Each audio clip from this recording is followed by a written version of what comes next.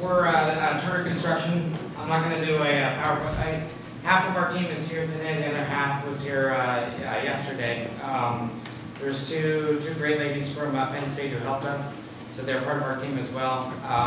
So really, just big thanks to Penn State for having a lot of students with a lot of talent to help us. But the problem that we're trying to solve is I'll just say Turner's an amazing builder. We do amazing projects. We have amazing engineers who can build amazing things, but they're really not very good at modeling or BIMing or VDC.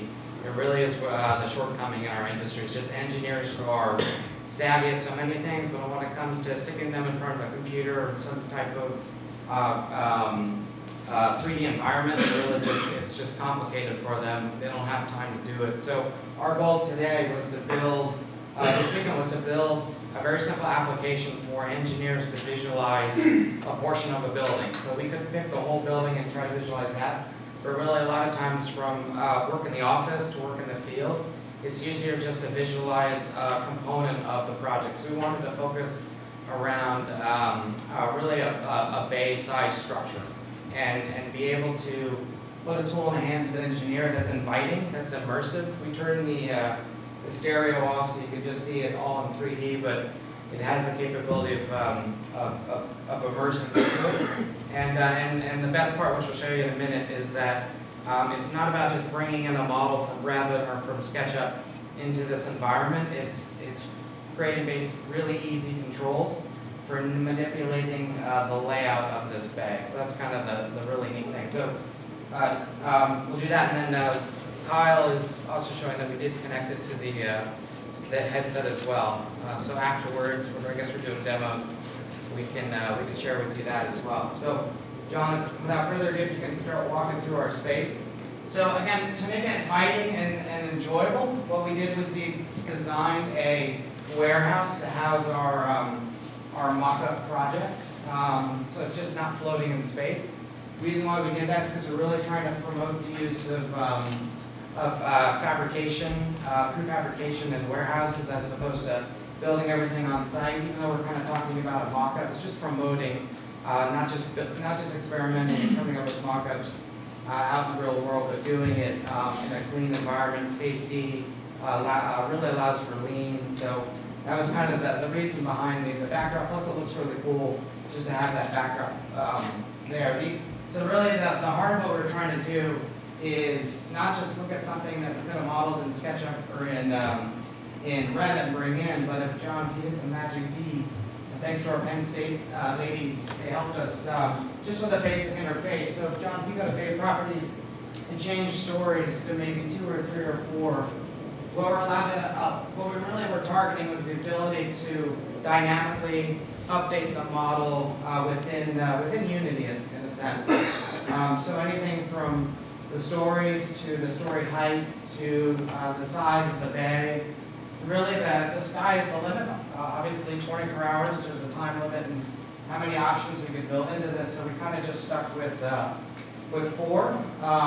We also looked at the ability to look at other types of structural options. So John, if you go to structural properties, and you switch over from our parametric model basically to a static model where we can look at a concrete building with glass.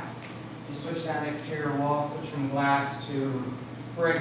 Again, this is trying to put a very simple tool in the hands of engineers, not modelers and VDC and BIM people. These are the guys in the field who only have like 10 minutes or have a 10-minute attention span, or working with somebody who's got a 10-minute attention span. We want to make it simple, easy, intuitive, try to make it immersive, obviously tapping into that, and really just making an enjoyable environment for an engineer to really look at a mock-up, look at a design, communicate it better without needing to call me or some other 3D expert to come in, build a model, send it to them, set it up, require me to walk around and drive it. The engineer can really can do it themselves. You want to add anything? Engineers? So that's it. That's our Do all of your field personnel run They better. everywhere they go? Yeah. They have that Yeah, we're obviously not video game designers. It's good enough, right? All right, Great. awesome, finishing before schedule. Questions from the judges? Directly manipulating the Revit model or 3ds Max? No, so for this particular model is, what we did was we used primitives right out of Unity, and we used some basic, like with the H columns, we basically created like a 1 foot tall H column in Revit because Unity doesn't have an H column library. So basically brought in, made custom primitives to Unity primitives. The code is what, where'd you go, John? The code, oh, thanks, John. So the code basically is taking the parameters from the buttons and parametrically positioning in the code where the column should go based on the bay, where the slab should go based on the floor to floor height. So all the geometry you see in this is generated by the Unity script. It's not an import. We didn't import the whole model except for the brick version. This is all parametrically generated within Unity. So then, oh, sorry, can that go back to the design model or the construction? No, not obviously not the version that we did. One of our goals was really not that connection, but we were hoping to explore the future version. Is the ability to go directly to print, so like an STL file, and be able to let them mock it up virtually, and then let them save it to a format that they can 3D print from. So I would think in that same effort, being able to do that export, we could probably build something to go into Revit or some other program. So how close are you to being able to put this in somebody's hands? I mean, the question that we were asked Friday was, is it going to be ready Monday? Absolutely. Yeah, so even if Damon explains later on how we could publish this, or we'll just create a link. Have no problem sharing it. So it's just providing the EXE at the moment. But are you ready to put it into the hands of your engineers? Yeah, come Monday morning. We already have demands to see it Monday morning from our GM to engineers out in the field. So yeah, we've got momentum this weekend. We're gonna be showing it off, and so this wasn't meant to be an experiment. It was meant to really push into a new direction. Do you have any questions?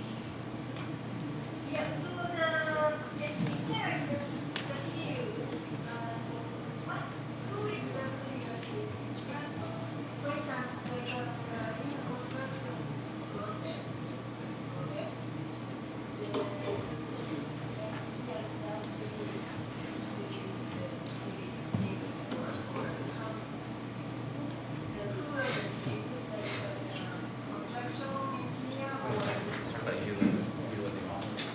Yeah, so by engineer, what we really meant was our field staff, our engineers that aren't, they're not the design engineers, they're on hard end of things, the field engineers, the ones processing submittals and getting the details approved and fabricated. So you are assuming that if we can, we would carry around the clients, or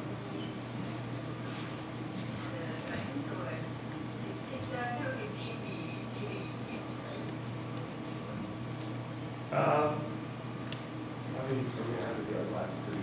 Yeah, I don't think the intention is to have the VR and the immersive out in the field, but the ability to produce a 3D mock-up from basically people that aren't trained and don't have the ability to produce these 3D models in Revit or SketchUp. That was the idea. So our minimal Monday application is just your regular computer. So having it up on an immersive screen or on the goggles is great, but our Monday application is just to give them an executable they can run right off of their computer.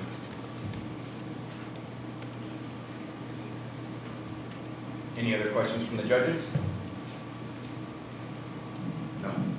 Thank you, guys.